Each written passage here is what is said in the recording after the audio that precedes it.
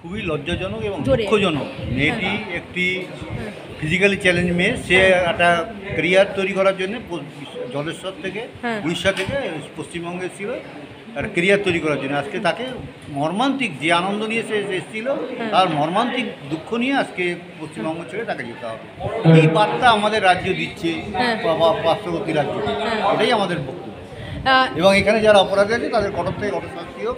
এবং আজকে মুখ্যমন্ত্রী যে ধরনের কথাবার্তা আবার বলেছেন সাংবাদিক সম্মেলনে, মেয়েটারই দোষ, 8:30টার সময় গেল ক্যাম্পাস থেকে রাত্রি 8:30টার সময় বেরোবে কি কখন বেরোবে সেটা কি মুখ্যমন্ত্রী ফতোয়া জারি করে দিন, মেয়েরা 8:30টার পরে আর বেরোতে পারবে না, কি 8টার পরে কি টাইম দিয়ে দিন, রাত্রিবেলায় বেরোতে পারবে না, কি সকাল থেকে মেয়েরা কাজেই যেতে পারবে না, কোনো প্রফেশনে যেতে পারবে না, ফতোয়া জারি করে দিন না।